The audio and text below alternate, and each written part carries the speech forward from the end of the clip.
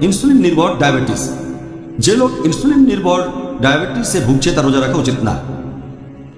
এছাড়া আরও একটা রিসার্চ করা হয়েছে ক্যান্সার রোগীদের উপর। সেখানে দেখা গেল যে টি-সেল, যেটা মানুষের রোগ প্রতিরোধ করার কাজে দরকার হয়ে থাকে, এই সেলের পরিমাণ বেড়ে যায়। এই টি-সেলগুলোর কাজ কি? আমাদের শরীরে কোনো রোগ হলে এই সেলগুলো হচ্ছে সৈন্য, অথবা তাদের বলা হয় মেজর জেনারেল, সেনাবাহিনীর মতো। এগুলো হলো টি-সেল। শরীরে কোনো রোগ হলে এই টি-সেলগুলো সেখানে গিয়ে রোগটাকে ধ্বংস করার চেষ্টা করে। এইডস নামে যে রোগ, এটা আক্রমণ করে এই টি-সেলকে, তাই এই রোগের নাম অ্যাকোয়ার্ড ইমিউন ডেফিসিয়েন্সি সিনড্রোম। তাহলে রোজা রাখলে টি-সেল বেড়ে যাবে।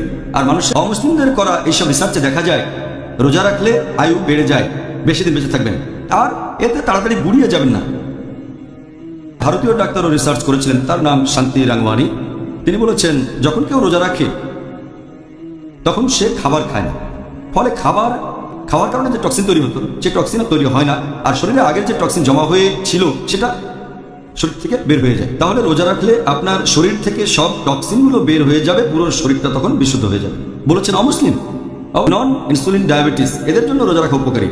আর আমি আগেও বলেছি রোজা রাখলে অনেক রোগের উপকারিতা পাবেন, যেমন বিভিন্ন ধরনের হৃদরোগ, অ্যাজমা, আর্থ্রাইটিস অথবা হজমে। রোজা রাখলে কোন কোন রোগ হইতে মুক্তি পাওয়া যায় এবং শরীরের ভিতর কি প্রভাব ফেলে, ডাক্তার জাকির নায়ক বিজ্ঞান এবং কোরআন থেকে বর্ণনা দিচ্ছেন। এবং ভিডিওর শেষে খলিফা হারুন আর রশিদ সম্পর্কে বিস্ময়কর তথ্য প্রকাশ করলেন ডাক্তার জাকির নায়ক। জানতে হলে ভিডিওটি শেষ পর্যন্ত। এখন রোজা রাখার মেডিকেল উপকারিতাগুলো কি কি হতে পারে? রোজা রাখলে আপনি অসংখ্য মেডিকেল উপকারিতা পাবেন। এখানে আমি কয়েকটা বলছি। হৃদস্পন্দন নিয়মিত হয়, কিছুটা রিল্যাক্স পায়, হার্টের আর্টারির উপর প্রেশার অনেক কম পড়ে, আর শরীর থেকে কমে যাবে চর্বি, কোলেস্টেরল, পাশাপাশি বিভিন্ন অ্যাসিড। এতে লিভারের উপর প্রেশারটাও অনেক কম পড়ে। রোজা রাখলে হজমের বিভিন্ন গ্রন্থি থেকে যে রস সেটা নিঃসরণও কমে যায়, আলসারের সম্ভাবনা কমে যায়, কিডনিতে পাথর হওয়ার সম্ভাবনা কমে যায় যদি কেউ রোজা রাখে। নন ইনসুলিন ডায়াবেটিসের ক্ষেত্রেও রোজা রাখলে উপকার পাবেন আপনারা। রোজা রেখে শরীরের ওজন কমাতে পারেন। রোজা সামগ্রিকভাবে আমাদের পুরো হজমের প্রক্রিয়াটাকে উন্নত করে, নার্ভাস সিস্টেমের উপকার হয়। রোজা রাখলে শরীরে টক্সিনের পরিমাণ কমে যায়, শরীরের রোগ প্রতিরোধ ক্ষমতা বেড়ে যায়। রোজা রাখলে তাড়াতাড়ি শরীর বুড়িয়ে যাবে না। রোজা রাখলে আমাদের আয়ু বেড়ে যেতে পারে। রোজা রাখলে আমাদের শরীরে বেশি করে টি-সেল তৈরি হয়, যেগুলো জীবাণু ধ্বংস করে। আর রোজা সামগ্রিকভাবে আমাদের শরীরকে মেরামত করে নতুন বানিয়ে ফেলে। এছাড়াও রোজা রাখলে আমরা অনেক রোগ থেকে মুক্ত হতে পারি। ধরেন কোনো লোক একটা বিশেষ রোগে ভুগছে, তখন রোজা থাকলে তার উপকার হবে। যেমন ধরেন বিভিন্ন ধরনের হৃদরোগ, অথবা উপকার পেতে পারেন অ্যাজমার ক্ষেত্রে, অথবা আর্থ্রাইটিস বা হজমে গন্ডগোল, বিভিন্ন চর্মরোগের ক্ষেত্রে উপকার পেতে পারেন। নন ইনসুলিন ডায়াবেটিসের ক্ষেত্রেও উপকার পাবেন আপনারা। এরকম সারাদিন ধরে বলে যেতে পারি। এছাড়াও যারা বিভিন্ন জিনিসে আসক্ত, তারা রোজা রাখলে সে আসক্তি থেকে মুক্তি পেতে পারে, মানে হারাম থেকে। হয়তো মেডিকেলীয় জিনিসটা খারাপ, যেমন ধরেন ধূমপান, অথবা কেউ হয়তো অ্যালকোহলিক, অথবা কেউ হয়তো একেবারে চেন স্মোকার। রোজা রাখলে সে এই বদভ্যাস ত্যাগ করতে পারে, এই আসক্তি। এবারে আপনার কাছে আমাদের পরের প্রশ্ন, রোজা রাখার উপকার সম্পর্কে বিভিন্ন বৈজ্ঞানিক তথ্য আছে। আর কিছু মানুষ আছে, আমি জানি না তার সঠিক না ভুল, তারা বলে যে রোজা রাখার বেশ কিছু ক্ষতিকর দিক আছে। ক্ষতি হতে পারে মানসিক, সামাজিক, শারীরিক ইত্যাদি বিষয়। এটা কি ঠিক? রোজা রাখা নিয়ে অনেক বিজ্ঞানী এখন পর্যন্ত অনেক গবেষণা করেছে যে রোজা রাখলে আমাদের শরীরের উপর কী প্রভাব পড়ে। আর বিজ্ঞানীরাই আমাদের বলেছেন যখন কোনো লোক খাবার খায় তখন তার হজম শক্তি বেড়ে যায়। যখন খাবারের পরিমাণ কমে যায় বা রোজা রাখে তখন হজম শক্তিও কমে যায়, সেটা কমে প্রায় 20%। আর যদি পরপর কয়েকদিন রোজা রাখে এক মাসের জন্য, তখন এই শক্তিটা আরও কমে আসে। তাহলে রোজা রাখলে হজম করার ক্ষমতা কমে যায়। এরকম আরেকটা রিসার্চ বলছে বেশ কিছু মুসলিম পুরুষ এবং নারীকে নিয়ে এটা করা হয়েছে যারা রোজা রাখে। এখানে দেখা গেছে যে সবার ওজন সামান্য কিছুটা কমে গেছে, তবে গ্লুকোজের লেভেলটা বেড়ে গেছে।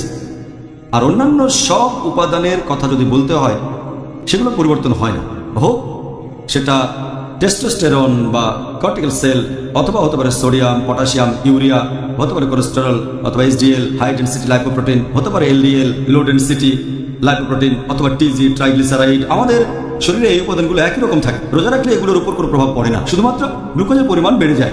আর ওজন সামান্য কিছু কমে যায়। এছাড়াও ইরানে আরেকটা রিসার্চ করা হয়েছিল, কিছু লোক প্রত্যেকদিন রোজা ছিল প্রায় 17 ঘন্টা 30 দিন ধরে রমজান মাসে।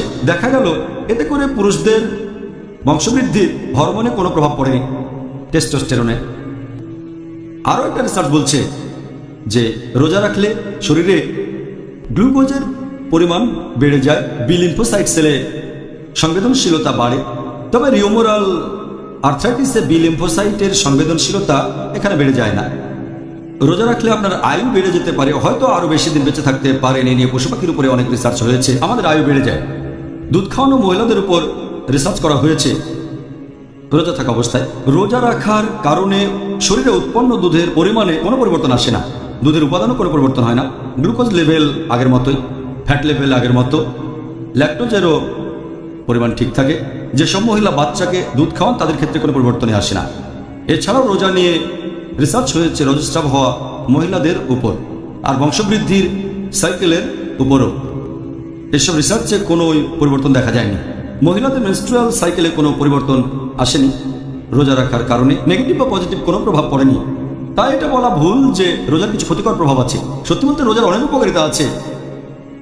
যেমন রোজার কিছু উপকারিতা হচ্ছে, রোজা রাখলে কিছু রোগের ক্ষেত্রে উপকার পেতে পারেন, যেমন রিউমাটয়েড আর্থ্রাইটিস, অস্টিও আর্থ্রাইটিসে উপকার পাবেন। এছাড়াও রোজা নিয়ে আরও রিসার্চ হয়েছে যে পশু পাখি যখন অসুস্থ থাকে তখন খাবার খেতে চায় না। বাচ্চাদের একই অবস্থা, বাচ্চারা যখন অসুস্থ থাকে তখন খাবার খেতে চায় না, পরিবারের লোকজন তাদের জোর করে খাবার খাওয়ায়।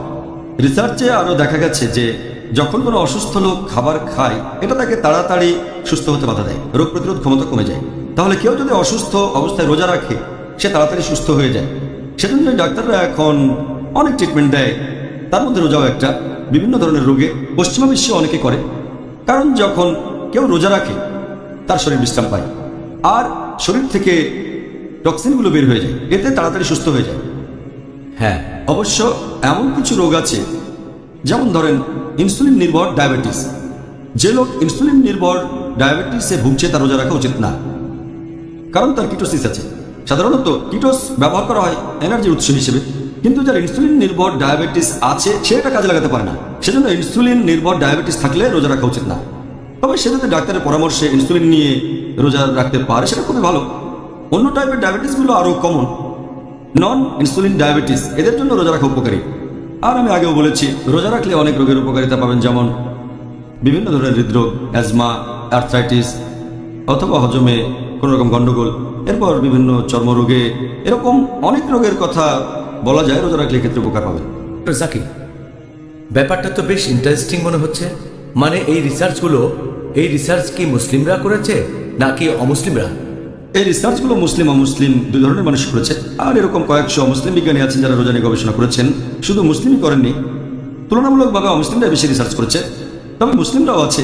যেমন ধরেন একটা বই আছে fasting a way of life, লিখেছেন অ্যালেন কট। তিনি লিখেছেন যে রোজা রাখলে শরীরের বেশ কিছু অঙ্গ প্রত্যঙ্গ বিশ্রাম পায়, আমাদের ডাইজেস্টিভ ট্র্যাক্ট আর এছাড়াও সেন্ট্রাল নার্ভাস সিস্টেম, এভাবে পুরো শরীর। তিনি একজন অমুসলিম। একজন ভারতীয় ডাক্তারও রিসার্চ করেছিলেন, তার নাম শান্তি রাংওয়ানি। তিনি বলেছেন যখন কেউ রোজা রাখে তখন সে খাবার খায় না, ফলে খাওয়ার কারণে যে টক্সিন তৈরি হতো সে টক্সিন আর তৈরি হয় না, আর শরীরে আগের যে টক্সিন জমা হয়েছিল সেটা শরীর থেকে বের হয়ে যায়। তাহলে রোজা রাখলে আপনার শরীর থেকে সব টক্সিনগুলো বের হয়ে যাবে, পুরো শরীরটা তখন বিশুদ্ধ হয়ে যাবে, বলেছেন অমুসলিম। অবশ্য মুসলিমরা করেছেন। একটা রিসার্চ করেছেন ডক্টর সুলেমান জর্ডানের আম্মানে ইউনিভার্সিটি হসপিটালে।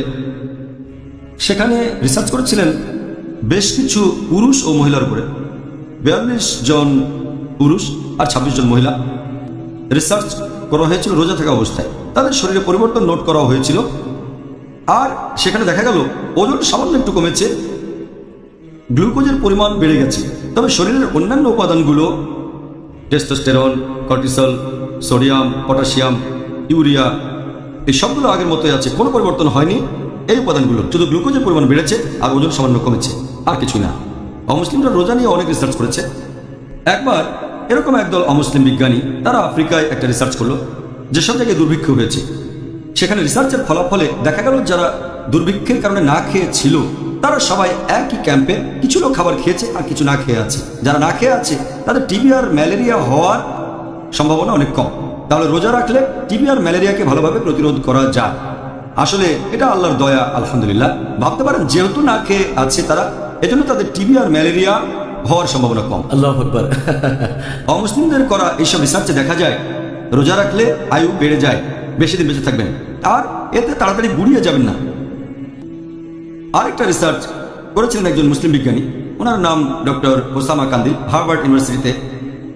উনি মুসলিম, তবে দেশটা অমুসলিম ইউনিভার্সিটি। তিনি সেখানে রিসার্চ করেছিলেন ক্যান্সারে আক্রান্ত রোগীদের উপর, আর দেখতে চেয়েছিলেন শরীরের সেলগুলো কিভাবে কাজ করে থাকে, বিশেষ করে কিলার সেল যেগুলো ক্যান্সার সেলকে আক্রমণ করে। আর তিনি কাউন্টিং করেছিলেন রোজা শুরুর ঠিক আগে। তারপর আবার তিনি কাউন্টিং করলেন রমজান মাসের 21 তারিখে, তারপর 28 রমজানে। সেখানে বিশাল পার্থক্য দেখতে পেলেন তিনি। 21 রমজান আর 28 রমজানের পরে শরীরে কিলার সেলের সংখ্যা অনেক বেড়ে গেল, আর এই সেলগুলো ক্যান্সার সেলকে আক্রমণ করে। তিনি দেখলেন রোগ প্রতিরোধ ক্ষমতা বেড়ে গেছে। মানুষের শরীরের যে রোগ প্রতিরোধ ক্ষমতা রোজা রাখার কারণে সেটা বেড়ে যায়। এছাড়া আরও একটা রিসার্চ করা হয়েছে ক্যান্সার রোগীদের উপর। সেখানে দেখা গেল যে টি সেল, যেটা মানুষের রোগ প্রতিরোধ করার কাজে দরকার হয়ে থাকে, এই সেলের পরিমাণ বেড়ে যায়। এই টি সেলগুলোর কাজ কি? আমাদের শরীরে কোনো রোগ হলে এই সেলগুলো হচ্ছে সৈন্য, অথবা তাদের বলা হয় মেজর জেনারেল, সেনাবাহিনীর মতো। এগুলো হলো টি সেল। শরীরে কোনো রোগ হলে এই টি সেলগুলো সেখানে গিয়ে রোগটাকে ধ্বংস করার চেষ্টা করে। এইডস নামে যে রোগ, এটা আক্রমণ করে এই টি সেলকে, তাই এই রোগের নাম অ্যাকোয়ার্ড ইমিউন ডেফিসিয়েন্সি সিনড্রোম। তাহলে রোজা রাখলে টি সেল বেড়ে যাবে আর মানুষের রোগ প্রতিরোধ ক্ষমতা বেড়ে যাবে। আমি আরেকটা রিসার্চের কথা বলি। এটা করেছেন একজন ইউরোপিয়ান মুসলিম, ভদ্রলোকের নাম ডক্টর জেফরি। তিনি বলেছেন যে রোজা শুধু মানুষ রাখে এমন নয়, এই রোজা রাখে অনেক পশুরা, এমনকি গাছপালা। তিনি উদাহরণও দিয়েছেন শীতপ্রধান দেশে যেসব পশু থাকে, যেখানে তুষারপাত হয়, তারা আলাদা আলাদা থাকে, তখন কিছুই খায় না, শীত নিদ্রায় চলে যায়। এখানে উদাহরণ হিসেবে ব্যাঙের কথা বলা যেতে পারে। এরা শীত নিদ্রায় চলে যায়, এ সময় তারা খায় না, রোজা রাখে। উনি সেখানে উদাহরণ হিসেবে আরও বলেছেন যে এমনকি গাছপালাও শীতকালে পানি না পেলে রোজা থাকে। কিন্তু তারপর যখন বসন্তকাল আসে, তখন গাছপালা সবুজ পাতায় ভর্তি হয়ে যায়, ফুলে ফলে ভরে যায়। তিনি পরামর্শ দিয়েছেন যে প্রত্যেক মানুষের প্রতি বছর কমপক্ষে 40 দিন রোজা থাকা উচিত। আমাদের মুসলিমদের জন্য রমজানের 1 মাস রোজা রাখা ফরজ, প্রায় 30 দিন ধরে। আর আপনি যদি শাওয়াল মাসের 6টা রোজা রাখেন, তখন সব মিলিয়ে হবে 36 দিন। তাহলে আল্লাহ সুবহানাহু ওয়া তাআলা এবং নবী অনেক আগে আমাদের এই নির্দেশ দিয়েছেন, যেটা এখন এই অমুসলিম ইউরোপিয়ানরা দিচ্ছেন। রোজা নিয়ে অমুসলিমরা অনেক রিসার্চ করেছেন, এটা শরীরের জন্য খুবই উপকারী। ডক্টর জাকির, আপনি বেশ কয়েকটি রিসার্চের কথা বললেন, আর আমার ধারণা রোজা নিয়ে আপনি যতগুলি রিসার্চের কথা বললেন সেগুলো করা হয়েছে আসলে কিছুদিন আগে। রোজা রাখার এই উপকারিতাগুলো সম্পর্কে আগেকার দিনের মুসলিম লোকেরা কতখানি জানত? আগেকার দিনের মুসলিমদের কথা যদি বলেন, কিছু জিনিস তারা জানতো আর কিছু জানতো না। আমরা এখনকার দিনে যেভাবে জানি তারা ঠিক সেভাবে জানতো না। এটার কারণ আমি পরে একসময় বলবো। এখন যদি বলেন যে তারা রোজা এই ব্যাপারগুলো সম্পর্কে সচেতন ছিল কিনা, একটু অন্যভাবে হয়তো এখনকার মতো জানতো না।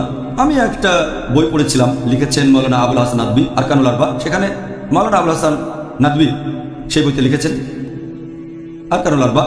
তিনি লিখেছেন খলিফা হারুন আর রশিদের সময়কার এক ঘটনার কথা। সেখানে তখন কথাবার্তা হচ্ছে খলিফা হারুন আর রশিদের খ্রিস্টান ডাক্তারের সাথে একজন মুসলিমের, তার নাম আলী বিন হুসেন বিন ওয়াকিদ। খলিফা হারুন আর রশিদের এই খ্রিস্টান ডাক্তার বলছেন যে পবিত্র কোরআন আসলে একটা বিজ্ঞানের বই। আর আমরা জানি যে বিজ্ঞান 2 প্রকার, শরীরের বিজ্ঞান আর আত্মার বিজ্ঞান। এখন মেডিকেল সায়েন্সের ব্যাপারে কোরআন কি বলছে? তখন আলী বিন হুসাইন বিন ওয়াকিদ তিনি বললেন যে আল্লাহ সুবহানাহু ওয়া তাআলা কোরআনের অর্ধেক আয়াতে 2 বিজ্ঞান নিয়েই বলেছেন। পবিত্র কোরআনে সূরা আরব অধ্যায় নম্বর 7 আয়াত নম্বর 31, আহার এবং পান করবে, কিন্তু তোমরা অপচয় করবে না, কারণ আল্লাহ সুবহানাহু ওয়া তাআলা অপচয়কারীদের পছন্দ করেন না। তখন সেই খ্রিস্টান ডাক্তার বললেন, কিন্তু তোমাদের নবী মুহাম্মদ মেডিসিন সম্পর্কে কি বলেছেন? আলী বললেন যে নবী বলেছেন যে আমাদের পাকস্থলী হচ্ছে অসুখ হওয়ার প্রধান জায়গা, আর রোগ প্রতিরোধ করাই সবচেয়ে ভালো চিকিৎসা, প্রতিকারের চেয়ে প্রতিরোধ ভালো। আর আগেও বলেছি আমাদের নবী মুহাম্মদ সাল্লাল্লাহু আলাইহি ওয়াসাল্লাম বলেছেন উল্লেখ আছে ইবনে মাজা খণ্ড নম্বর 4 হাদিস নাম্বার 3349। নবী বলেছেন, একজন আদম সন্তান পাকস্থলীতে যত খারাপ জিনিস রাখতে পারে অন্য অংশে ততটা পারে না। মানুষ সামান্য খাবার খেয়েই কর্মক্ষম থাকতে পারে। পাকস্থলীতে যা থাকে তার 1/3 খাবার, 1/3 পানি আর 1/3 নিঃশ্বাসের জন্য। তখন সেই খ্রিস্টান ডাক্তার বললেন, তার মানে যখন তোমরা আল্লাহ এবং তার রাসূলের নির্দেশনা পাচ্ছ তখন জালিনাসকে তোমাদের প্রয়োজন নেই। জালিনাস তিনি ছিলেন সেই সময়কার বিখ্যাত অমুসলিম ডাক্তার। আল্লাহ এবং রাসূল যা বলেছেন তার টেলিগ্রাফিক মেসেজ, এটা নিয়ে আমরা এখন রিসার্চ করছি। আর আমাদের নবী অনেক আগেই সংক্ষেপে কথাগুলো বলে গেছেন। আর সেই বইটাতে আরকানুল আরবা মাওলানা আবুল হাসান নাদভী, সেই বইটাতে তিনি আরেকজন অমুসলিম বিজ্ঞানীর উদাহরণ দিয়েছেন, আমেরিকান। তিনি বলেছেন যে প্রত্যেক মানুষ, ধনী বা গরিব, প্রতি বছর তার কয়েকদিন রোজা থাকা উচিত, এতে স্বাস্থ্য ভালো থাকবে। তিনি আরও বলেছেন যে ইসলাম সবচেয়ে সেরা ধর্ম, যেখানে তার অনুসারীদের রোজা রাখা আবশ্যক করা হয়েছে। তারপর বলেছেন যে নবী মুহাম্মদ সাল্লাল্লাহু আলাইহি ওয়াসাল্লাম ছিলেন সেরা ডাক্তার, এই রোজা রাখার নির্দেশ দিয়েছেন। তিনি আরো বলেছেন যে রোজা রাখাই সবচেয়ে স্বাস্থ্যকর উপায়। আর তারপরে তারাবি, সেখানে আমরা কিছু এক্সারসাইজ করি এই ডাক্তারের মতে, এতে সহজে হজম হয়। তাহলে আমরা দেখতে পাচ্ছি যে অমুসলিমরা ইসলাম ধর্মের প্রশংসা করেছে রিসার্চের পরে। যদিও অনেক মুসলিমই জানে রোজার উপকারিতাগুলো কি কি, তবে মুসলিমরা আমরা এই উপকারের জন্য রোজা পালন করি না। আমরা রোজা রাখি আল্লাহ সুবহানাহু ওয়া তাআলার খাতিরে, আল্লাহ তাআলার সন্তুষ্টি অর্জনের জন্য। মেডিকেল উপকারিতার জন্য রোজা রাখি না। এই উপকারিতাগুলো হচ্ছে আনুষঙ্গিক, হ্যাঁ, অথবা বলা যায় এটা ডিনারের আগে ডেজার্ট। আমাদের আসল বিরিয়ানি, আমাদের আসল পোলাও, সেটা আল্লাহ তাআলার সন্তুষ্টি অর্জন। এটা সম্পর্কে আমি আগেও বলেছি। আমরা মেডিকেল উপকারের জন্য রোজা রাখি না। যদি এই উপকারিতাগুলো নাও থাকতো, মুসলিমরা আল্লাহ সুবহানাহু ওয়া তাআলার উদ্দেশ্যে রোজা রাখতাম। আর যদি আল্লাহ তাআলার জন্য কিছু করি, আল্লাহ সেজন্য আমাদের পুরস্কার দেবেন। তাই আমরা যে কাজই করি সেগুলোর জন্য প্রতিদান পাবো এই পৃথিবীতে এবং আখিরাতেও। কিন্তু আমরা মুসলিমরা এই উপকারিতার জন্য রোজা রাখি না। এগুলো বোনাস বলতে পারেন আমাদের জন্য। এই উপকারিতা না থাকলেও আমরা আল্লাহ তাআলার জন্যই রোজা রাখতাম। হ্যাঁ, সুন্দর বলেছেন। আপনি যখনই মেনে চলবেন আল্লাহ সুবহানাহু ওয়া তাআলাকে এবং নবী মুহাম্মদ সাল্লাল্লাহু আলাইহি সাল্লামকে, নবীর জীবনে দেখে যেগুলো নিজের জীবনে প্রয়োগ করবেন, তাহলেই আপনি অনেক উপকার পাবেন। আলহামদুলিল্লাহ, সুবহানাল্লাহ। আলহামদুলিল্লাহ। ভিডিওটি ভালো লাগলে চ্যানেলটি সাবস্ক্রাইব করুন এবং দিন প্রচারে সহায়তা করুন।